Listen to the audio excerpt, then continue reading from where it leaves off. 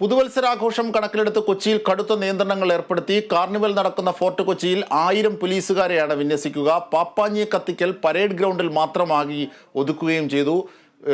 ഇതാണ് അധികൃതരുടെ നിലപാട്. വിശദാംശങ്ങളുമായി ഇപ്പോൾ AT അശ്വതി ഞങ്ങളുടെ പ്രതിനിധി ചേരുകയാണ്. അശ്വതി, ഈ പാപ്പാഞ്ഞിയെ കത്തിക്കുന്നത് വെളി ഗ്രൗണ്ടിൽ പറ്റില്ല എന്നുള്ളതായിരുന്നു നേരത്തെ തൊട്ടു മുമ്പ് ഉയർന്ന ചില വിവാദങ്ങൾ.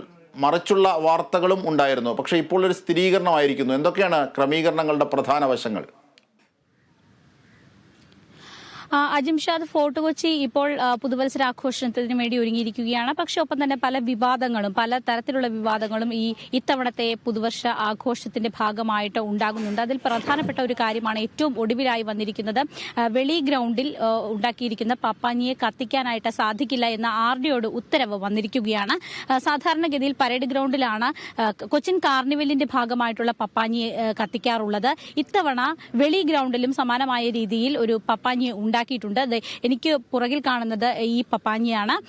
ഇത് കത്തിക്കാൻ സാധിക്കില്ല എന്നാണ് ഇപ്പോൾ RDO ഉത്തരവ് ഇറക്കിയിരിക്കുന്നത്. അതിന് പ്രധാനമായും അവർ പറയുന്ന ഒരു കാര്യം, ഇത് സുരക്ഷാ സംവിധാനങ്ങളെ ബാധിക്കും, സുരക്ഷാ ക്രമീകരണങ്ങളെ ബാധിക്കും. അങ്ങനെ സുരക്ഷാ പ്രശ്നം മുൻനിർത്തിയാണ് ഇത്തരത്തിൽ പപ്പാഞ്ഞി ഇവിടെ കത്തിക്കാൻ സാധിക്കില്ല എന്ന് പറയുന്നത്. പക്ഷേ സംഘാടക സമിതി ഇപ്പോൾ അതിനോട് യോജിക്കുന്നില്ല. ഈ പപ്പാഞ്ഞി ഇവിടെ നിന്നും മാറ്റി സ്ഥാപിക്കില്ല എന്നും പപ്പാഞ്ഞി ഇവിടെ തന്നെ ഉണ്ടാകുമെന്നും ഇവിടെ കത്തിക്കുമെന്നുമാണ് അവർ നിലപാടെടുത്തിരിക്കുന്നത്. ഇതുമായി ബന്ധപ്പെട്ട RDOയുമായി ഇന്ന് തന്നെ ഒരു ചർച്ച നടത്തുമെന്നും അവർ വ്യക്തമാക്കിയിട്ടുണ്ട്. കാരണം കഴിഞ്ഞ ഒരു 10-12 ദിവസമായിട്ട് ഈ പപ്പാഞ്ഞിക്ക് വേണ്ടിയുള്ള ഒരുക്കത്തിലായിരുന്നു അവർ. ഇതിനു മുൻപ് തന്നെ ഇത് കത്തിക്കുന്നതിന്റെ ഭാഗമായിട്ട് ഫയർ ആൻഡ് സേഫ്റ്റിയുടെ ഒക്കെ തന്നെ പെർമിഷൻ എടുത്തിരുന്നു. അത്തരത്തിലുള്ള സാങ്കേതികമായിട്ടുള്ള കാര്യങ്ങൾ, പെർമിഷനുകൾ എല്ലാം തന്നെ ഇവരെടുത്തിട്ടുണ്ട്. ആ സമയത്തൊന്നും ഇത്തരത്തിലുള്ള ഒരു പ്രശ്നങ്ങൾ ഉണ്ടായിട്ടില്ല. ഇപ്പോൾ ഈ അവസാന നിമിഷം, അതായത് നാളെ രാത്രി കത്തിക്കുന്ന ഒരു സ്ഥിതി വന്നപ്പോഴേക്കും ഇന്നലെ വൈകുന്നേരമാണ് ഇത്തരത്തിലൊരു RDOയുടെ ഉത്തരവ് ഇറങ്ങുന്നത്. അവസാന നിമിഷത്തിൽ RDOയുടെ ഈ ഉത്തരവ് വന്നിരിക്കുന്നത് വലിയ രീതിയിൽ അത് ഒട്ടും അംഗീകരിക്കാൻ സാധിക്കില്ല എന്നാണ് ഇവർ പറഞ്ഞത്. ഇതിനു മുൻപ്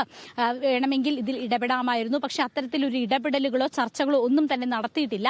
അതൊന്നും നടത്താതെ ഇപ്പോൾ ഏറ്റവും അവസാന നിമിഷം ഇത്തരത്തിലുള്ള ഒരു പ്രശ്നം ഉണ്ടാകുന്നത് അത് അംഗീകരിക്കാൻ കഴിയില്ല എന്നാണ് സംഘാടക സമിതി നമ്മളോട് വ്യക്തമാക്കുന്നത്.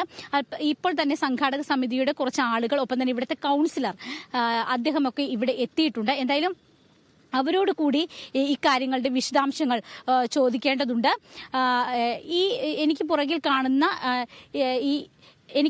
കാണുന്ന ഈ പപ്പാഞ്ഞി ഇവിടെ കത്തിക്കുന്നത് ഒരു പക്ഷേ ഈ വെളി ഗ്രൗണ്ടിൽ ആദ്യമായിട്ടാണ് ഇത്തരത്തിൽ പ്രശ്നങ്ങൾ എടുക്കുന്നത്. രവിചേട്ട, ഇത് അദ്ദേഹത്തിന്റെ ചോദിക്കേണ്ടതുണ്ട്. ക്യാമറ എടുത്തോളൂ. തീർച്ചയായും അശ്വതി ആ വിവരങ്ങൾ നൽകിക്കൊണ്ടിരിക്കുകയാണ്. ഒപ്പം ക്യാമറയും അതിന് സമാനമായി തന്നെ പോകട്ടെ. RDOയുടെ വിലക്കിനെ തുടർന്ന് പുറത്തുള്ള പാപ്പാഞ്ഞിയെ കത്തിക്കുന്നത് തടയുന്ന ഒരു സാഹചര്യമുണ്ട്. ഇതിന്റെയൊക്കെ വിവരങ്ങളാണ്. സംഘാടകരെ കാണുകയാണ് അശ്വതി. അതിലേക്ക് അശ്വതി. ശരി അശ്വതി, നമ്മളോടൊപ്പം ആളുകൾ കൂടി എത്തിയിട്ടുണ്ട്. എന്താണ് ഇതിന്റെ ഒരു പ്രശ്നം? നമ്മളെ സംബന്ധിച്ച് ഇതൊന്നും അറിയില്ല.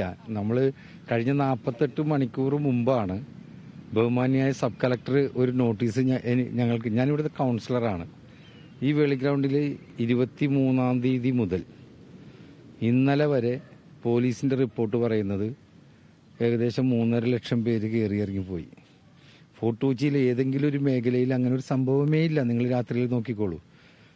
മിഡ് നൈറ്റ് പോലീസ് പറയുമ്പോൾ നമ്മളിത് ഓഫ് ചെയ്യണമെന്നല്ലാതെ, അല്ലെങ്കിൽ വെളുപ്പിന് 3 മണി 4 മണി വരെ ഫാമിലി ആയിട്ട് വന്നിരുന്ന് NRIസും ഇന്ത്യയിലുള്ള വിവിധ സംസ്ഥാനങ്ങളിലുള്ളവരും എല്ലാവരും കാണുകയാണ്.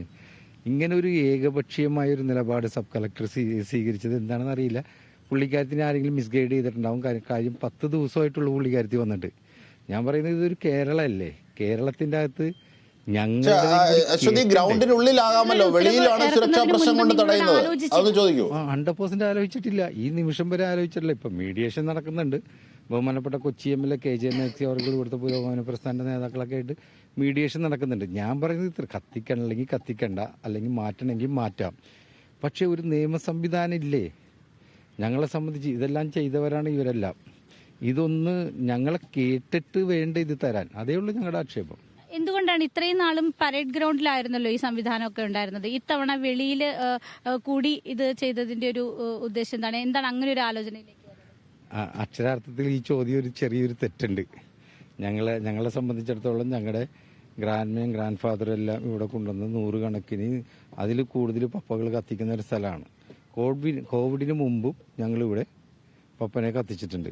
കോവിഡ് കാലത്ത് ഞങ്ങൾ ചെയ്ത എഫേർട്ട് എന്ന് വെച്ചാൽ ആംബുലൻസുകൾ സൗജന്യമായി കൊടുക്കുക, മരണപ്പെടുന്നവരുടെ സംസ്കാരം നടക്കുക, അങ്ങനെയുള്ള കാര്യങ്ങൾ, പ്രളയത്തിൽ സഹായിക്കുക, ഇതെല്ലാം ചെയ്തിരുന്നു വെച്ചു. ആ കാലഘട്ടത്തിൽ കൂട്ടമേയില്ല. അപ്പം ഞങ്ങൾ ഈ മൂവ്മെൻറ്റ് ഇത് മാറി എവിടെയായി? ജനങ്ങളോടൊപ്പം ഇഴുകിച്ചേർന്നു. അത് ഇവിടുത്തെ തഹസിൽദാറിനോട് ചോദിക്കണം, അത് ഇവിടുത്തെ പോലീസിനോട് ചോദിക്കണം, ഇവിടുത്തെ അന്നിരുന്ന സബ് കളക്ടർമാരോട് ചോദിക്കണം. അങ്ങനെ ആ കോവിഡ് കാലത്ത് ഏറ്റവും കൂടുതൽ പണിയെടുത്ത ഒരു സംഘടനയാണ് ഇത്. അതിനുശേഷം കോവിഡിന് ശേഷം ആണ് നമ്മളിപ്പോൾ ഈ പപ്പനെ ഇവിടെ വെക്കുന്നത്. അത് ഇത്തിരി ഹൈറ്റ് കൂടിപ്പോയെന്നുള്ളത് സത്യമാണ്. ഇവിടെ നമ്മൾ ചെയ്തിരുന്ന വെച്ചതാണ് ആ ചെറിയ പപ്പാഞ്ഞ്. അത് ഇതിൻ്റെ പകുതി പോലും ഇല്ല അന്ന് ആ സമയത്തെല്ലാം അത് ചെയ്തിരുന്നത്. പിന്നെ എന്തുകൊണ്ടാണ് ഈ ഗ്രൗണ്ടിൽ മാത്രം ഈ ലക്ഷക്കണക്കിന് ആൾക്കാർ വരുന്നത്? മറ്റിടത്തും ഒന്നുമില്ലല്ലോ. ഇനി ഞാൻ പറയുന്നത് സബ് കളക്ടർ എൻ്റെ ചെയർമാനാണല്ലോ. അപ്പോൾ ഒരു ഏകപക്ഷീയമായ നിലപാട് സബ് കളക്ടർ തീരുമാനിക്കുകയാണ്. ആകെ അഭിപ്രായ വ്യത്യാസമുള്ളത് ഇത് അടിസ്ഥാന ജനവിഭാഗത്തിൻ്റെ, ഇത് പാവപ്പെട്ടവൻ്റെ, ഇത് ദാരിദ്ര്യം അനുഭവിക്കുന്നവൻ്റെ, അതുപോലെ തന്നെ മുഴുവൻ പൊതുസമൂഹത്തിൻ്റെ ഒരു മതനിരപേക്ഷതയുടെ. തീർച്ചയായും ഞാൻ